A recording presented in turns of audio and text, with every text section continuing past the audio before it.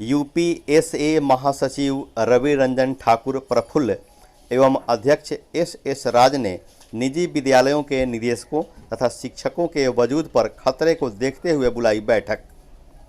मोतिहारी से रजनीश कुमार की रिपोर्ट। लगातार 14 मार्च 2020 यानी पिछले 9 माह से निजी विद्यालय बंद हैं। शिक्षा के इस लॉकडाउन से निजी विद्यालय, कोचिंग संचालक, निजी शिक्षक के साथ साथ उसमें कार्यरत ड्राइवर, स्वीपर से लेकर किताब विक्रेता, प्रकाशन और उसके प्रतिनिधि और इस स्वरोजगार से जुड़े जिले के लाखों आत्मनिर्भर लोग कोरोना महामारी के साथ भूख की महामारी के चपेट में आ गए हैं। आर्थिक तंगी और आर्थिक त्रासदी के कारण मानसिक तनाव से जूझ रहे हैं।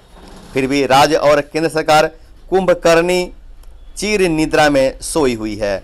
सबसे बड़ी संकट निजी विद्यालय और उनके शिक्षकों पर आन पड़ी है।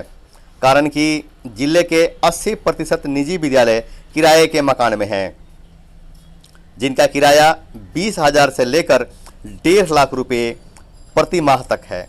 वैसे विद्यालय या तो बंद हो रहे हैं या छात्र सहित किसी के हाथ बिक रहे हैं, या फिर मकान मालिक सारा सामान जब्त कर जाने को कह रहे हैं। स्कूल के वाहन पिछले 9 माह से खड़े हैं, फिर भी कमर्शियल रोड टैक्स फाइन के साथ भरना पड़ रहा है।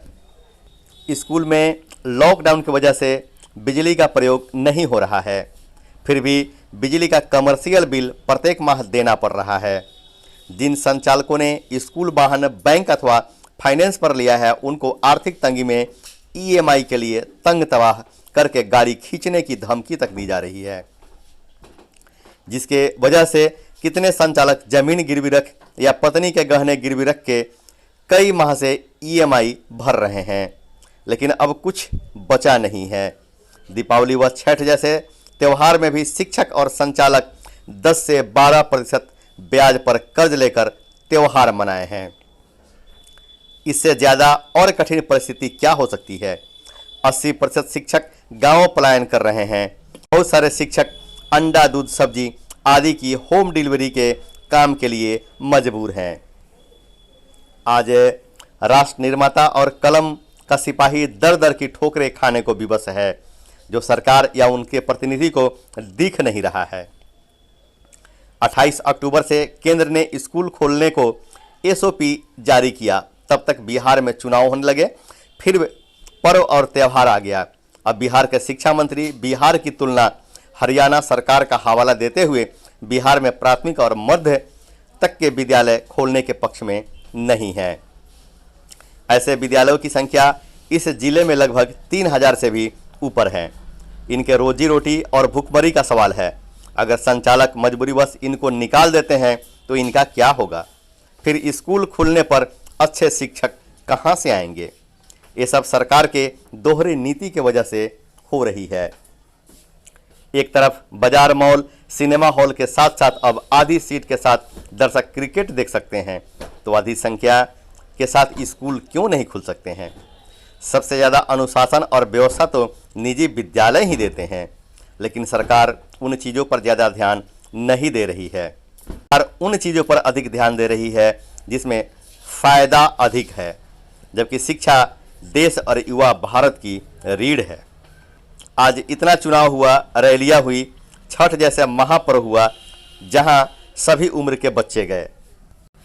अगर सरकार स्कूल नहीं खोलना चाहती तो कोई बात नहीं, लेकिन आर्थिक तंगी से उबरने की व्यवस्था सरकार जैसे अन्य क्षेत्रों के लोगों के लिए कर रही है, वैसे ही विद्यालय को भी विशेष राहत पैकेज दे। शिक्षकों को यूडाइस के माध्यम से उनके खाते में मासिक अनुदान दे। स्कूल को आसान शर्तों पर ऋण मुहैया कराए। मकान किराया, रोड टैक्स, बिजली बिल आदि माफ करे, अन्यथा विवश होकर स्कूल संचालक चरणबद्ध आंदोलन के लिए मजबूर होंगे। मैं एस राज, अध्यक्ष यूनाइटेड प्राइवेट स्कूल एसोसिएशन पूर्वी चंपारण मोतिहारी के माध्यम से ये कहना चाह रहा हूँ कि आज शिक्षा का लॉकडाउन 14 मार्च से हमारे राज्य में है और इवन पूरे देश में भी है। तो इससे तो सारी संस्थाएं और निजी संस्थाएं और शिक्षण गतिविधियां पूर्णतः बंद हैं, जिससे शिक्षक और निजी स्कूल विद्यालय संचालकों को आज भूखमरी के शिकार हो चुके हैं और वो आर्थिक तंगी से जूझ रहे हैं। इसके साथ साथ बच्चों का शैक्षणिक गतिविधि बंद होने के कारण बच्चे भी अब शिक्षा से दूर भाग रहे हैं। तो सब मुझे सरकार से यही कहना है कि हम लोगों ने विरोध भी किया 26 जून को और बहुत प्रकार से हम लोगों ने अपनी व्यथा पीड़ा सरकार के समक्ष ज्ञापनों के माध्यम से रखा। मेरा कहना है कि जब देश में कोरोना का ग्राफ बहुत कम था तभी भी शैक्षणिक संस्थानों को लगभग 3 महीने तक बंद कर दिया गया। फिर उसके बाद अनलॉक की प्रक्रिया हुई तो अनलॉक में भी ये बातें आती गई कि अनलॉक 5 में सारे निजी विद्यालय और शिक्षण संस्थान खोले जाएंगे। अब कोरोना का तीसरा लहर चालू हो गया। अब कहा जा रहा है कि नहीं, अब निजी संस्थाएं नहीं खुलेंगी, शैक्षणिक गतिविधियां नहीं होंगी। तो इस तरीके से तो देखा जाए तो अभी हमारे बिहार में चुनाव हुआ है, छठ त्योहार महापर्व हुआ है, हमारे जिले में 0.5% कोरोना संक्रमण है और हमारे पूरे राज्य में 0.2% कोरोना संक्रमण है। फिर भी सरकार का बयान आ रहा है कि अभी भी निजी विद्यालय और निजी संस्थाएं नहीं खुलेंगी। तो हम लोग इतने व्यथित हैं, इतने पीड़ित हैं, क्योंकि 80% विद्यालय रेंट के किराए के मकान में चलते हैं, गाड़ियां खड़ी है उसके EMI लग रहे हैं, बिजली नहीं जल रहा है उसका कमर्शियल बिजली बिल देना पड़ रहा है, हमारी गाड़ियां 9 महीने से कैंपस में खड़ी हैं उसका हम लोगों को फाइन के साथ रोड टैक्स जमा करना पड़ रहा है। तो हर तरीके से हम लोगों को आर्थिक तंगी का सामना करना पड़ रहा है, लेकिन सरकार हम लोगों की तरफ एकदम मौन और उदासीन रवैया दिखा रही है। तो अब तो परेशानी ये हो गई है कि हम लोग अगर विद्यालय नहीं खुले तो कोई बात नहीं, अगर नहीं खोल रहे तो जैसे आप अन्य क्षेत्रों के लोगों को आर्थिक राहत सहयोग अनुदान दे रहे हैं तो आप निजी विद्यालयों को भी आर्थिक अनुदान राहत और सहयोग करें। हम लोग विद्यालय नहीं खोलेंगे, लेकिन हम लोगों को पुनर्जीवित होने के लिए, हम लोगों को आत्मनिर्भर बनने के लिए, हम लोगों को स्वरोजगार के लिए भी तो आपको कुछ करना पड़ेगा। अन्यथा हम लोग इसी तरह मानसिक तनाव में झंझावट में मरते रहेंगे और कई लोग तो इसके लिए आत्महत्या तक कर चुके हैं। तो अभी भी सरकार का उदासीन रवैया है। मैं सरकार से मांग करता हूं कि अगर सरकार हम लोगों के बातों को अगर नहीं समझी और निजी विद्यालयों को अगर गाइडलाइंस के अनुसार नहीं खोला गया तो हम लोग चरणबद्ध आंदोलन करेंगे, सड़क पर आएंगे, चक्का जाम करेंगे और हर प्रकार का अपने हक और हकूक की लड़ाई के लिए हम लोग कदम उठाने के लिए तैयार हैं। बहुत बहुत धन्यवाद। मैं रवि रंजन ठाकुर प्रफुल्ल, महासचिव यूनाइटेड प्राइवेट स्कूल एसोसिएशन, और आप तमाम मीडिया चैनल वालों को मैं धन्यवाद देता हूं, सभी प्रिंट न्यूज़ वालों को भी मैं धन्यवाद देता हूं कि जो मुहिम छेड़ा जाता है उसको आप लोग बहुत इसको व्यापक रूप से जिले से लेकर राज्य से लेकर देश स्तर तक इसको फैलाते हैं। एक अहम बात यह है कि इतने सारे हम लोगों के द्वारा काफ़ी कुछ कार्यक्रम का आयोजन किया गया। जैसे कि आप लोग देख रहे हैं कि 3 मुख्य बिंदु, एक तो जो शिक्षा प्रभावित हो रही है बच्चों की शिक्षा जो खानापूर्ति के रूप में ऑनलाइन क्लासेस वगैरह ये जो भी चीज़ें हो रही है ये खानापूर्ति मात्र ही है।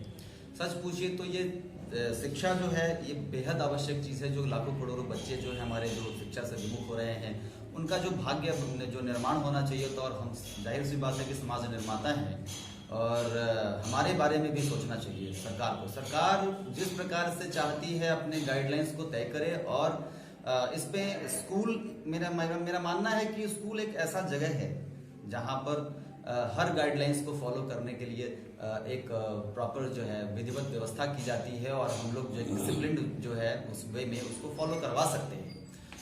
शिक्षा जीवन दोनों इम्पोर्टेंट है। यदि जीवन है तो शिक्षा का भी महत्व है, शिक्षा है तो जीवन का महत्व है।